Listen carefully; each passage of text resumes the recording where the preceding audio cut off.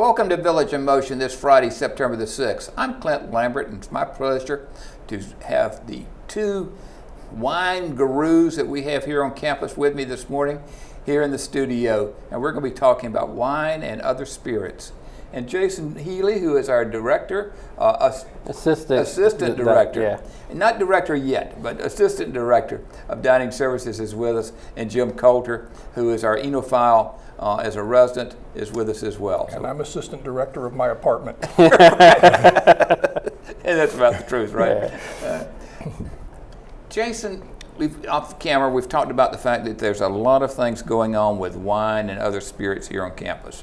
Yes. And wine seems to be the leading seller among the residents. Is that right? Absolutely. We've had a lot of good traction, I'd say, over the last month or so. And you've seen it a lot in, I think, Fireside and Woodland Skies, where we've been doing kind of a signature drink of the day. Mm-hmm. And that popularity has really kind of increased, which is great. And even with those cocktails and specialty drinks doing very well, they still are a small amount of what we sell compared to wine. Wow. And wine overall, I would say across campus is by far probably 80+% of what our sales are, and even too from a consumption standpoint. We do see some residents bring wine to the restaurants. Right. Once in a blue moon, we see someone who wants to bring a beer, but that's about it. Mm-hmm. But wine definitely is the most popular. Yeah. With the wine being the most popular, how many bottles of wine do we go through in a week? You have an estimate of it? True number, it varies, to be honest. We buy in a large bulk, which obviously keeps our pricing down. So we buy from a variety standpoint, like 10 cases at a time. Oh, okay. And so we're ordering 40 to 50 cases every 2 weeks. Oh, okay. So now some of that gets used through catering, right. So it's hard to say per se for the restaurant side, but no, it's a good amount. We definitely do. Yeah, Joe? Of the wine that you sell, does most of it get sold by the glass or by the bottle, or is it kind of equal? It's no, it's not. It's mostly by the glass, and that's one of the things that we've talked about, and we try to educate our residents on. We do have. In the state of Virginia, you have the ability, if you buy a bottle of wine, whether that be here or an outside restaurant, right. You can get it corked, right. And you can take what you don't finish home with you. Mm-hmm. And that's one of the wonderful things, and you do get a little value for it, and it always depends, and that's one of the things I always tell people too, is you can have a great glass of wine, and the wine does change a little bit, mm-hmm. but sometimes it's a good thing. Right. I have one or two wines that I personally really enjoy, and my wife always looks at me funny because I'll open it and then I let it breathe a little bit, right. Then I cork it, and then later on she's like, where is it? And I'm like, we're going to drink it in 2 days. And she's usually not happy about that, but I usually have something else for that night. But I think that's kind of the key too, right. Is you do have a longevity. It's not indefinite, right. But you do have that ability. So if you have if you want to have a glass of wine or 2 glasses of wine, I really do recommend buying the bottle, and then you can have it later, either at your apartment by yourself. If you wanted to bring it back to the restaurant for the next night, you could do that too. It's really up to you. So I just always kind of keep that in mind. Right. I think some people, just from the transportation of it, don't necessarily want to bring it back to their apartments. Right. And then we have some people who like to buy, 2 or 3 bottles at a time, right. And bring them back to their apartments. Sure. So we have the spectrum. But it's more economical to go ahead and buy a bottle of wine if you have a table for 4. Absolutely. And everybody's going to have a glass of wine, yeah. Than it is to buy because individuals. Basically, you'll get 4.5 to 5 glasses, right. Out of a bottle.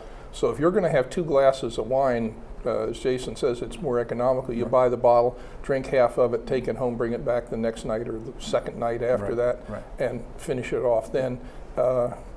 Which is why my wife and I usually take a bottle of wine to mm-hmm. dinner. Right. 2 nights in a row. We'll drink half of it now. Yep, exactly. And it's a good economical way to save a buck or two. Exactly. I'm not sure exactly how the pricing works, but I'm sure Jason yeah. will tell you that if he sells it by the glass, he makes a buck or two on it to help defray the cost of the parts that they got to pour out after a couple of days that they haven't sold. So. Yeah, so that's really the case. And so anywhere you go, buy the glass, you're always going to pay a little bit more than the bottle. Right. Well, that's the way it should be. In case for some reason, because as Jim mentioned, if you open a bottle and if it doesn't sell, there is a waste factor there. Right. We're pretty lucky on campus. Very rarely do we get to the point that we're pouring out wine. Our house wine is obviously the most popular, so we're usually pretty good there. Some of the other wines we do have to pour out, and we try to utilize it where we can. So sometimes we'll utilize it in cooking, because there is that kind of point. I always tell people this too at home. There's a point where a wine hasn't gone bad, but if I was going to deglaze a pan, or if I was going to do something where I know a good amount of it's burning off, I'll use a wine that is still good, but maybe not to the level, as good. Yeah, as good as it was, but it hasn't turned yet, and that's something you can always do as well. Right. Okay. Very good. With all the wine that we're consuming and being 80% of our consumption of alcohol, there's also the specials you've been doing with various cocktails, right? Yes. Yeah, so the specials and the cocktails, and even on that level, one of our most popular drinks is a mimosa. And so people really enjoy that. And tell people what a mimosa is. Oh, mimosa is now we don't use true champagne. We use a sparkling, but it's a sparkling wine.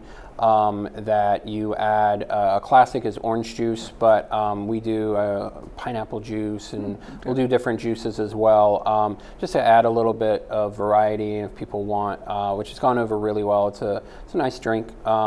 It's good for brunch, and that's what I always tell people too. If you go to the Jefferson for brunch, you can order a mimosa. Just let your server know. They'll let the manager know, and we'll go and get it for you. Can we then order the juice that we want with our mimosa? Yeah, if it's one that we have in stock, absolutely. Okay. Yeah, Right. Okay. We don't necessarily have all of the juices in the world, Right. but the ones that we normally have and available, yeah. Oh, okay. You always have fresh squeezed guava juice, right? It's not always. Sometimes. Somebody asks for something exotic, why they shouldn't be disappointed if you don't have it. Correct. On hand, right? We kind of have those staples that our residents use. Sometimes we'll bring in specialty stuff if we're going to do something different with it. But typically, you're looking more at your orange, pineapple, cranberry. Yeah, Jim. No, I was going to say, and that's a great way. Especially, I've found that the residents enjoy trying new things. At least some residents enjoy trying new things, and when it's offered to them, then it's sort of a yes/no decision on their part. Yeah. Whereas if you say, "Would you like a drink?" and they say, "Gee, I don't know. I hadn't thought about it." Yeah. So I think from a sales standpoint, if you offer people a choice of 2 or 3 things, they're more likely to maybe try something they haven't tried before, or say, "Gee, I haven't had one of those in years." So I think it's good, and I'd like to see maybe more publicity about those being available. Yeah. Because the only way you find out about them if you see them on the bar or on the drink stand. And that's great feedback, because I can tell you from a dining services standpoint, we always kind of run that balance of where does it become, hey, this is informative, to this becomes pushy. And it becomes you're just trying to sell me something, and that's not necessarily what I want. So we always look for that balance. And that's where I think with what we're currently doing, you see, like you said, you see the drink, you see some advertisements, but we haven't gotten to the point of everyone checking in going, oh, while you wait, would you like to sample or whatever? Because at that point, we want to be taking care of our residents. We want to offer things that they want. But we also, like, I don't personally like getting a sales pitch all the time, and that's kind of that balance that we're trying to find. Yeah. Do you do your drink specials on a daily or weekly basis, or how do you set those up? Because I was thinking if you have the drink specials are for the week, maybe you could put them on the menu or something, because you might have an extra line someplace on that page for Fireside or Woodland Skies. You can do that. So to answer that, we do kind of right now currently have we do like Manhattan Mondays or something to that level, and we kind of set that, which is good, because we do see that a lot of resident populations do kind of like structure and things sometimes being the same. And so I know, oh, it's Tuesday, I'm going to go get a margarita beforehand. On the menu side, and we are looking at redesigning what the menus look like, just because we want to find ways to get more information on the menu and to be more, I don't want to say visually appealing, but sometimes maybe easier to read or navigate.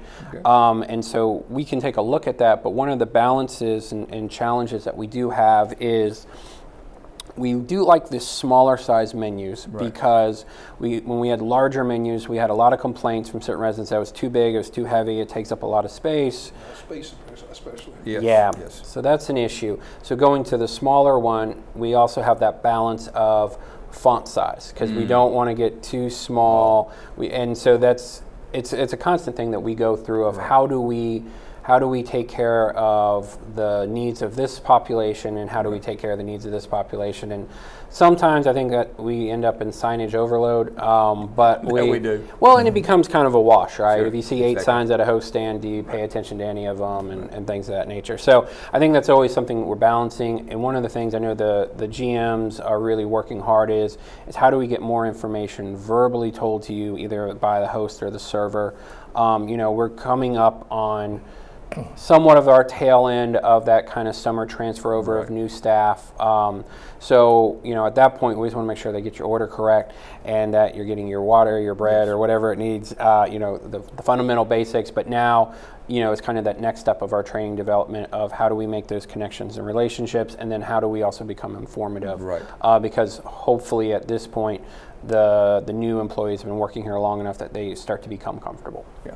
And the other thing to take into consideration is so many of the employees are under 21. Yes. And so their relationship with alcohol, it's not there compared to others. It is not, and we don't want it to be there. And that is kind of a thing as well. The fact that the majority, overwhelming of our servers are under the age of 21, and our hosts too. It really, and that's kind of at a point where we really kind of train our servers more of a, let me get the manager. And so I know some residents don't want to ask a question where they know the server's not going to answer it, and then they got to get someone, then it kind of drags out. But when it comes to alcohol and safety, because I don't want the phone call from someone's mother saying, why does my son know about all of these cocktails and what it tastes like and what it pairs well with? I was that kid, which kind of started my knowledge. So I worked in a kitchen at a very young age. I was about 12 when I started dishwashing, but by the time I was cooking, I was about 14.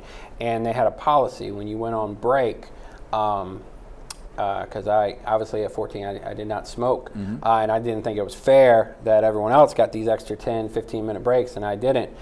So they gave me reading breaks, which was nice. So I could either read a cookbook or a bar book. I was more interested at the bar books at 14 for some reason, and so I would be sitting around the family table, at 15 and telling people how to make Long Island iced tea or a Mai Tai, and my parents got a lot of eyebrows, I think, because of it. So we want to make sure we don't have that going on here with our staff. Well, isn't there also a law that even the kids who are under 14 cannot even pick up an empty bottle?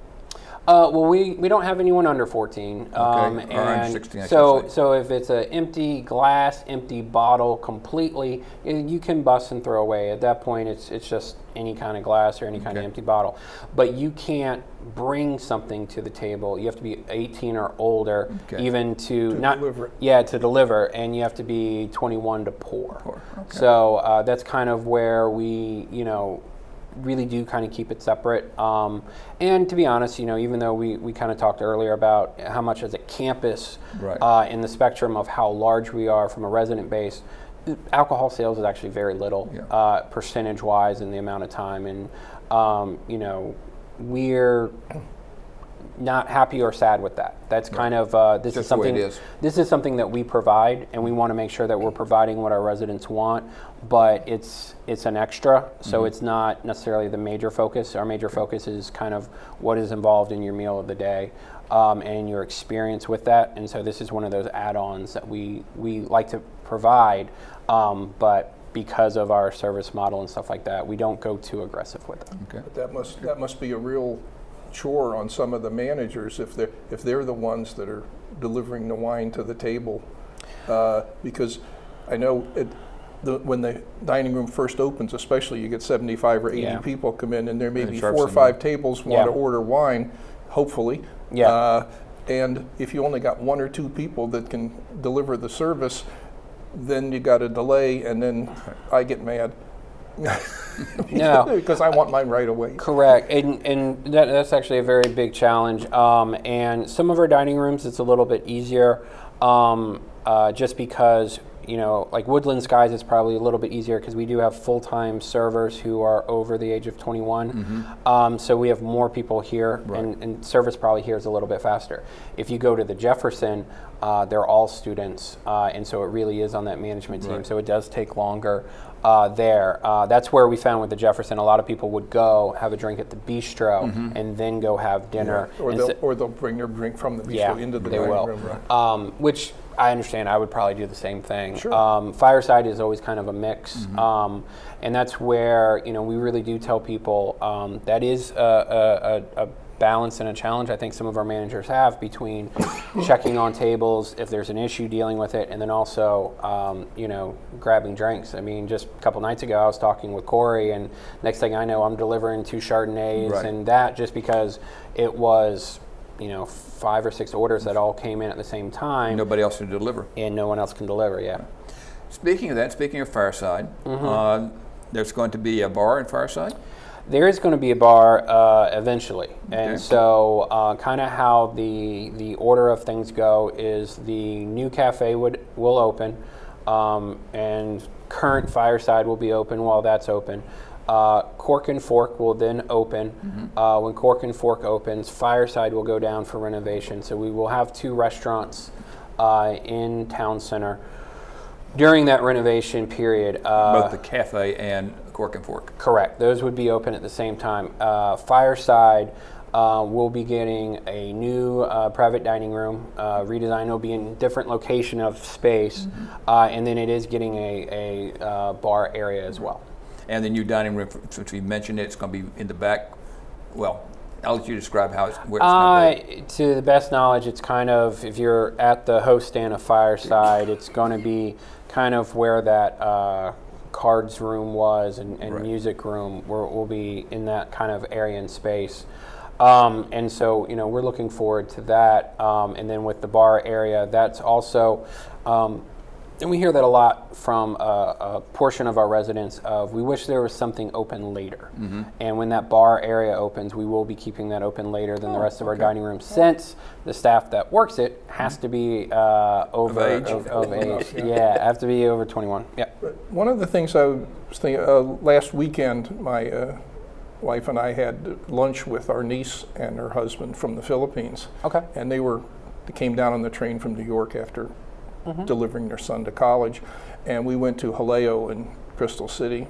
And it occurred to me as I was thinking about that when Cork and Fork opens and everything is underway, that if you had like a tapas night or a Middle Eastern meze night where you could serve small plates of little things, people could order a glass of wine to go with that, because I know Margaret and her husband enjoy that kind of food.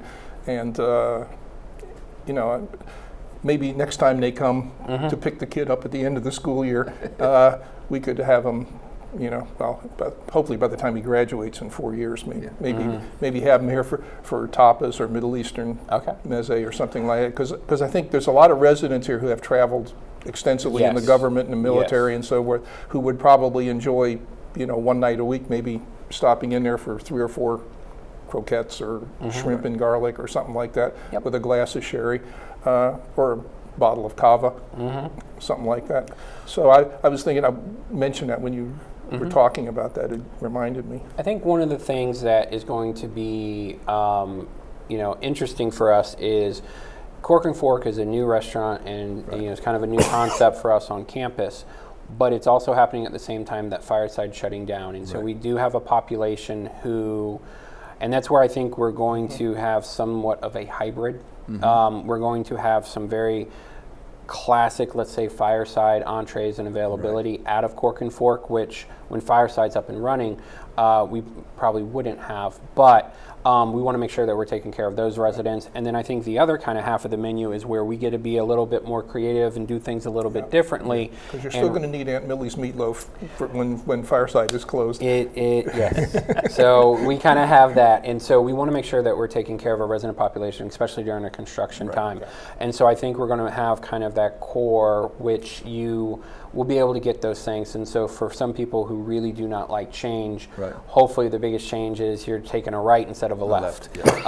And be able to take care of them. But I think it also gives us that opportunity to slowly introduce some of these newer things and really kind of, and it, it's not going to be overnight. So it's going to give us enough time to really kind of look at data of what was really popular, and that could be,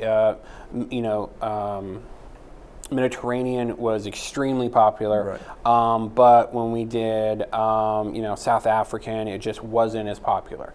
And so we start to see what the overall population more trending. It's not that we wouldn't rotate anyway, but we always want to make sure that we're providing, the meals that our residents want. Yeah, and those kinds of things where you have to close down one venue and backfill with a no, and is an opportunity. I speak to residents out there because I know some of you are reluctant, but opportunity for residents to offer suggestions and feedback for when this place is up and running full time. It would sure be nice to have whatever. XYZ. Because I see in the dining rooms all the time people are hesitant to fill out a comment card saying that they didn't like something or that they, why don't we have this more often?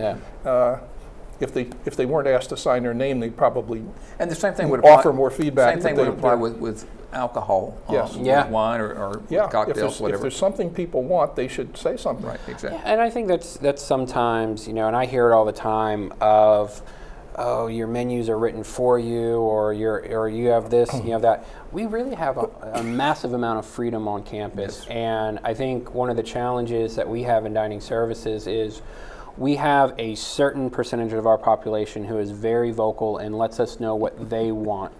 And we want to provide that, but we're always looking for the quieter ones. And if you have a suggestion, but you don't want to put your name on a comment card, we don't look at the names really. We only look at the names when it's something that we need to kind of follow back up with the individual, or we want maybe more clarification on it. So if you just want, hey, I really would love frog legs on the menu, just write frog legs on a comment card, and that can be anonymous. But that's really where our chefs and our GMs, they really look at the comment cards, table touches, and they'll talk to each other. We had one dessert in particular. They were like, "Man, we just couldn't keep up with it," and so another dining room's going to run it, and that might not be as popular in that dining room, and we kind of communicate that back and forth. So we always look for that information. Well, speaking of things about popularity and everything, you'd mentioned earlier that beer is probably our least popular.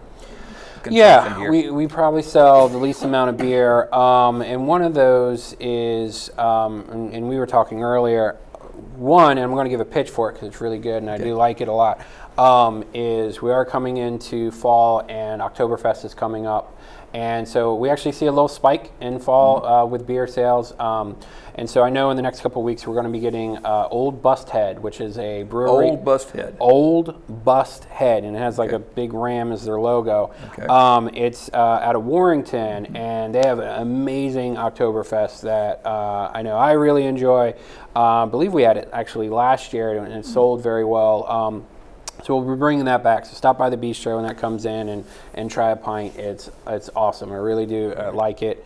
The other thing that we were talking about is, and this would be more if you're out and about, if you've never tried a hard cider, fall I think is a great time to try. It's apple juice with a kick is how I kind of referred to it. But it's very drinkable. It's very nice. Especially on a nice crisp day, I think it goes really well. Good. Jim, you had something? Yeah, I've got a great suggestion for Jason, how they can spend some more money in dining services. When you have the Oktoberfest beer, instead of the usual little dry, goldfish or whatever. Sure, that they- snack mix, yeah. A nice big soft pretzel to go with that Oktoberfest beer. Okay.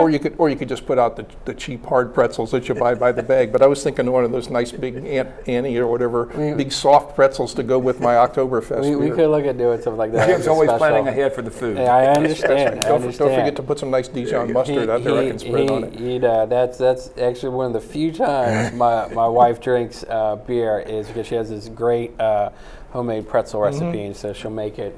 Very good. I'll Well, look at thank you that. very much for sharing with us and sharing the plans and all the what's going on with our wine and spirit consumption here. And Jim, thank you as always for your input and your questions. And for Greatly coffee. appreciate it. And, and that shall pass in regards to that. But again, thank you very much. And folks, thank you for being with us this morning.